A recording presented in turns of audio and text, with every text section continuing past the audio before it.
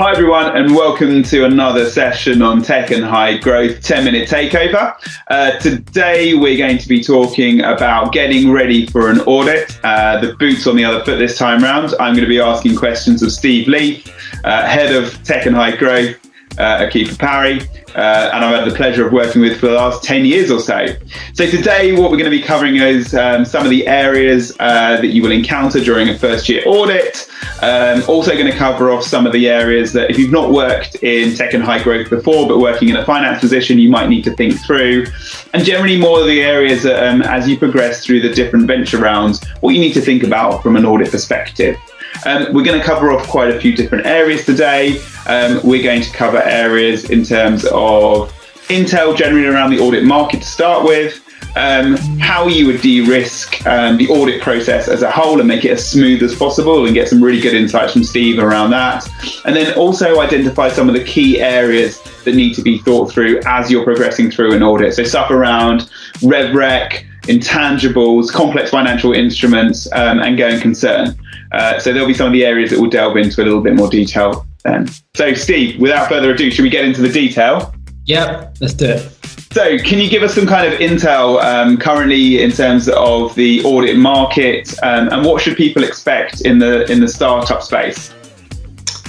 So I think the backdrop at the moment is people need to realise that the big six accounting firms are no longer really able to accept work, audit work in particular, from businesses kind of seed, Series A, Series B stage. Most of them are declining work on now, mainly because of capacity restraints in their audit practices. So there is a kind of general trend towards working with firms more like the size of Cooper Parry in terms of kind of growth companies between like seed and Series C stage, pretty much.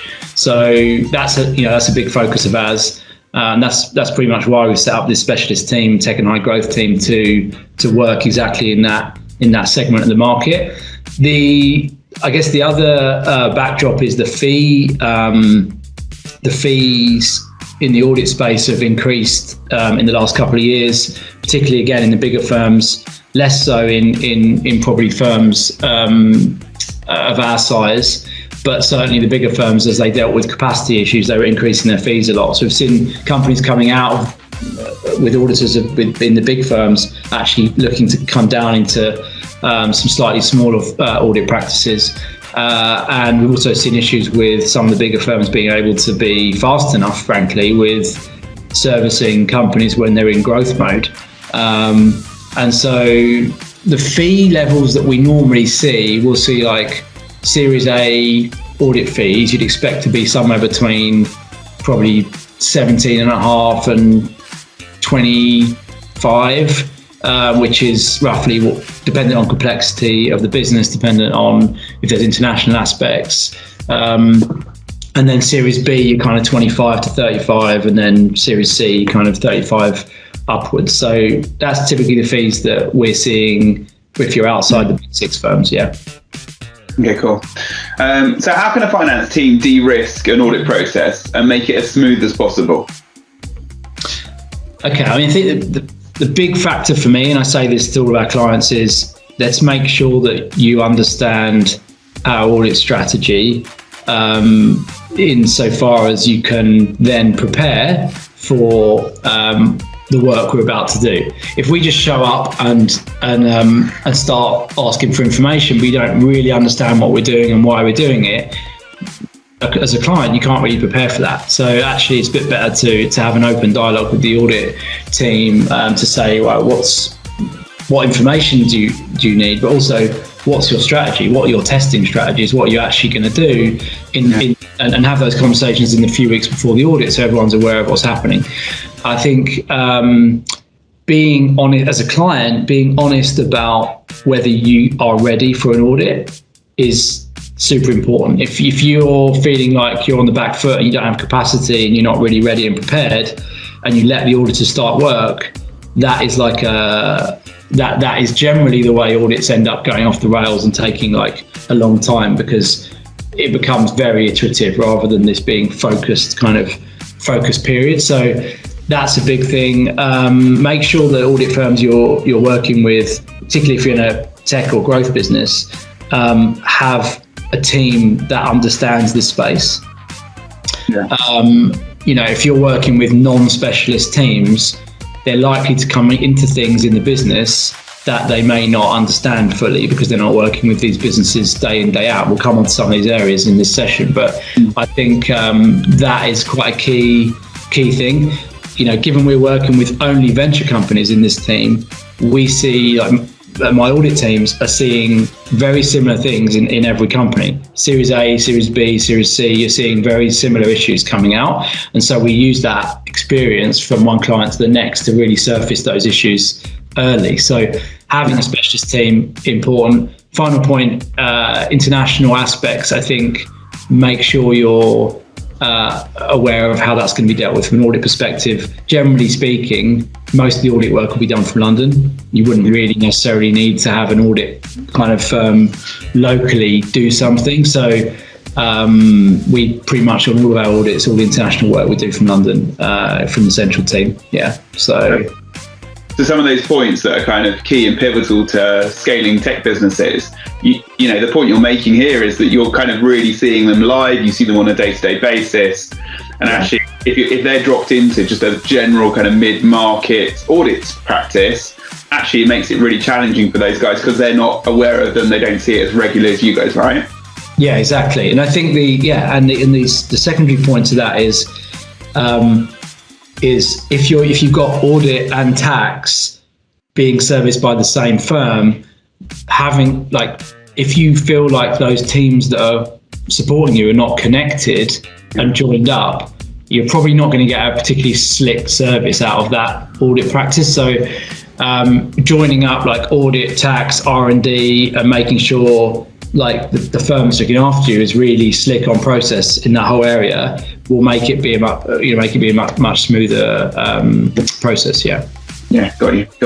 Right, let's get into some of the details on some of the areas that potentially might be slip-ups for businesses or areas that they kind of challenge as they go through, more progressed venture rounds. So the one that generally we always have discussions around is kind of getting revenue recognition wrong. How do you tackle the audit from a kind of a revenue perspective? Okay, so just give a bit of insight on how we ultimately audit revenue, right? So we look at two things. We look at what we call occurrence, which is, has the revenue that you've recognized actually occurred and should it have been recognized?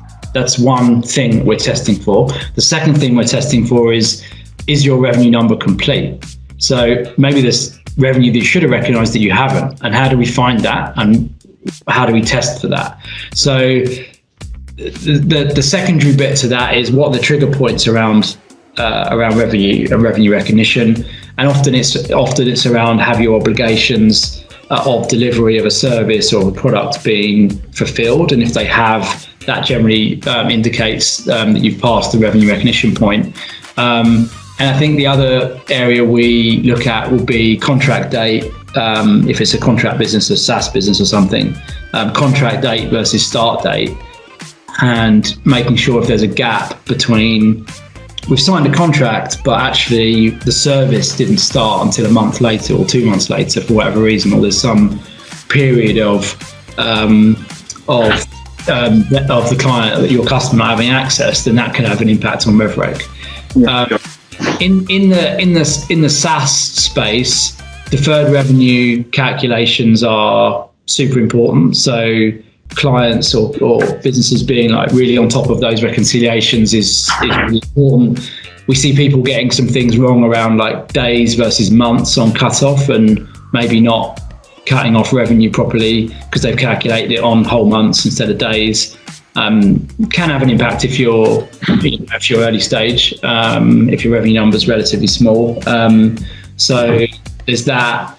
One thing we do in terms of other audit testing is we look to go outside of the accounting function, and we say what information or data is available in the platform, or how can we extract data from the platform? How can we use that to reconcile with accounting data to try and prove out the revenue number? In B2C businesses, cash reconciliations is a big deal. So what are the cash reconciliations like in the business? Are they monthly, weekly? Is there client money involved if it's a fintech? These kind of things. We're also looking at gross versus net revenue recognition is another point. Are you an agent or are you a principal in a transaction? And finally, I think disclosure on revenue recognition policy, clarity on exactly how you're recognizing revenue. If you've got different revenue streams, do you need to disclose different types of revenue recognition policies? So a few high-level thoughts there, but hopefully that gives you a flavour. Yeah, so there's a lot of different areas, lots of components that potentially need to be looked at. Another area that comes up in debate a lot, and I guess this goes back to the point you raised before about the interplay with audit, tax and R&D, is the treatment of capitalised development costs. There's a lot of confusion generally. When is the right time to capitalise? Do you need to capitalise? These are the kind of questions that our clients ask us all the time. Generally, what are your thoughts on these? Yeah, the first question, does it really matter, is normally where I'm starting, right? Because frankly, most people in venture businesses burning lots of cash, losing lots of money, whether you capitalise or not, doesn't really make any difference. Like, most people are not tracking EBITDA. It's not a metric that matters. Therefore, an amortization add back makes no difference. And you have to worry about the number being audited and have you met the criteria and is it impaired? And it just creates a bunch of other questions that you probably don't even need to worry about.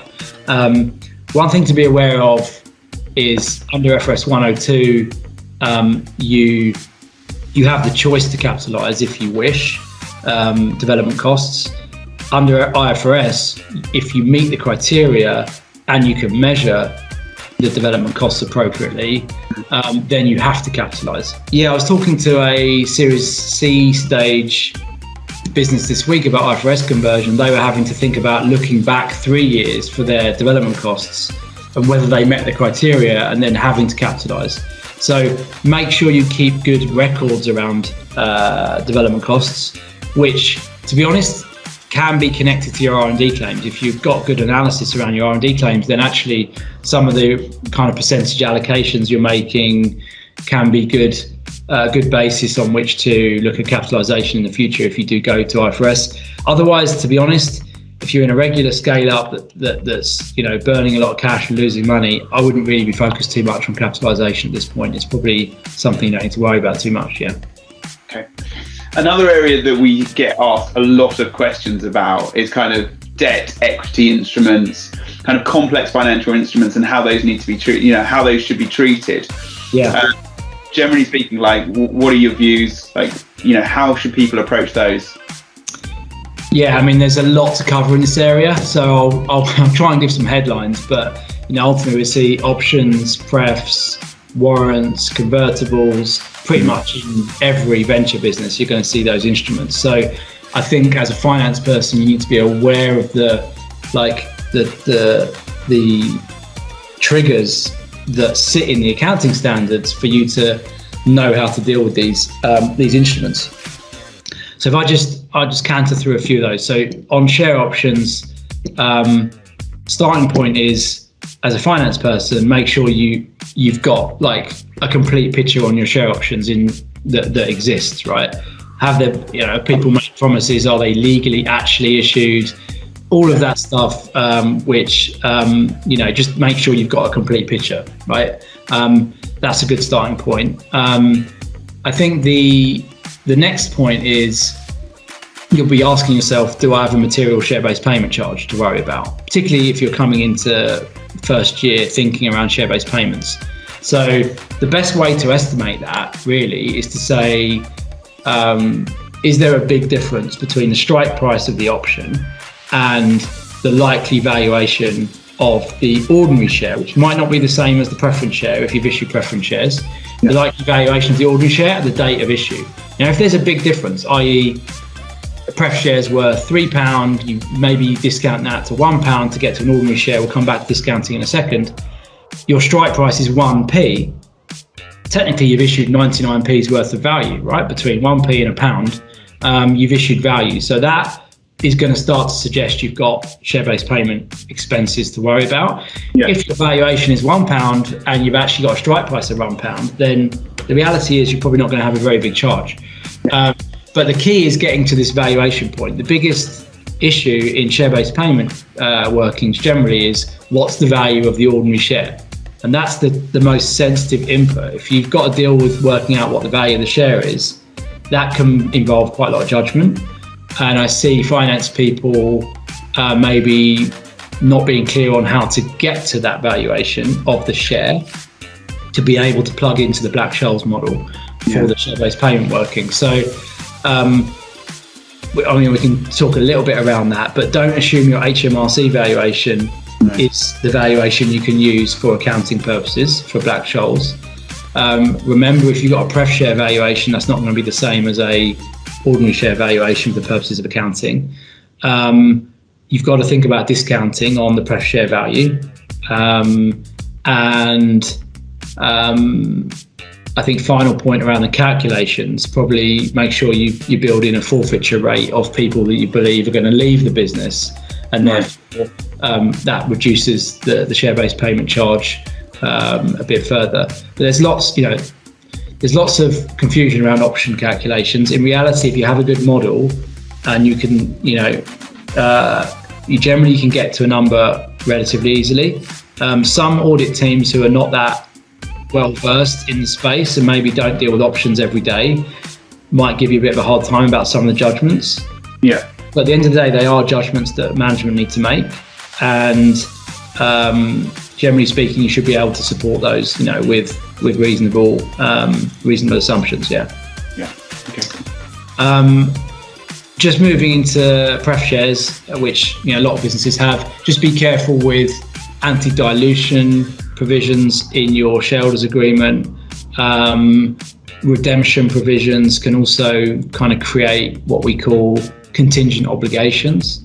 Contingent obligations on the business to issue a financial asset or cash as part of the terms of the pref share, i.e., if there's a down round or something, then the pref shareholders automatically get issued additional shares to avoid their dilution. If you have some of those things in there and you can't control those events, that can cause some financial instrument accounting to need to be considered. So the final point really would be coupons on fixed dividends on preference shares, but that's not very common on in venture businesses. Normally they don't come with any kind of on the pref shares. So yeah, that's prefs. On convertibles, again, most people really don't necessarily think about what they need to deal with around convertibles. I think the first question is there a contractual obligation to deliver cash or financial asset, and can that be avoided? Do you have control of the conversion or not? And then second point really is, does it fail the fixed for fixed criteria in the accounting standards? Right. Some people may not know what that is, but essentially there's a test in the standards which says, are the terms of the instrument mean you are issuing a fixed amount of cash or fixed amount of shares in a fixed time or fixed period. And if you fail that test, then you are into fair value methodology for financial liabilities. Right. So I won't go too much more into convertibles. There's a lot of stuff in there to think about. We've got a bunch of materials that could help you if you're not sure what to think about there. Final point just on instruments is warrants. So if you've got venture debt, you've probably got warrants. People forget about them sometimes, and we find them during audits. Warrants can be recognised as equity. They can be recognised as liability.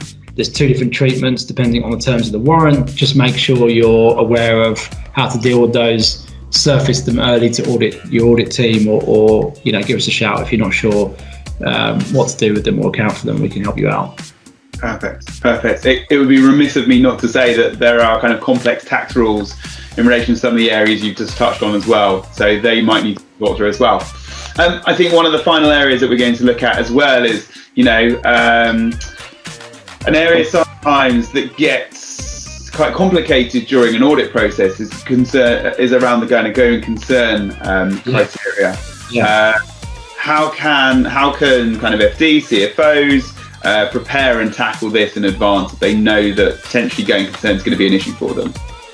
Yeah, I think first point is, it's potluck, frankly, where you end up when you're signing off an audit, whether you've got a funding round in 3 months, 6 months, 12 months, 18 months ahead of you, and when you've got the runway to prove that you can, sustain positive cash. First point is you're going to need forecasts 12 to 18 months ahead of the sign-off date, which show that the business can survive on its current cash without raising any additional cash. If you can't show that, then you can't show that in your regular forecast. You could prepare an alternative forecast which shows actions you could take during that period to effectively maintain cash to be able to see through 12 months from the date of signing of the accounts. And if you can get to that point, the directors could potentially rely on like an alternative forecast to be able to sign off that the businesses are going concern. The key point really though is just remember you can't rely on the business for the purposes of the directors concluding going concern. They can't say, well, we're going to raise a round in 6 months, so we'll be fine. Mm-hmm. If that's their conclusion, then the auditors will probably have a problem with that, and they'll be asking for letters of support or changing their audit report to show you've got a fundamental uncertainty or other things like that. So as you get into slightly later stage and going concern maybe a bit more tricky to deal with, just consider the connection between deferred tax assets, intangible assets, going concern, showing that you've got negative cash, but you've got large assets, is sometimes in contradiction with each other. So, I think that's probably the final point on there. Yeah. Perfect. Thanks, Steve. That's a really good deep dive into some of the areas that you need to think about from an audit perspective. Some of those thorny issues that probably get picked up, and it's really good to kind of just get kind of sight of those in advance of an audit process. So thank you so much for taking us through those, so that we're not dealing them kind of firsthand as you're kind of in the mix of an audit, for instance. Another great session today. I don't know if we've gone over 10 minutes, but I pretty much guarantee that's probably going to be something like 15, 20 minutes. Absolutely. We will try our best to do this, but next session that we're going to run is on preparing yourself for a tax due diligence event. That's where Steve's going to be asking me some questions about using my experience of being a diligencer to work out where there's potential kind of issues and red flags that arise on a diligence. So thanks everyone for listening today. We will see you all very soon. Thanks. Bye now. Bye guys.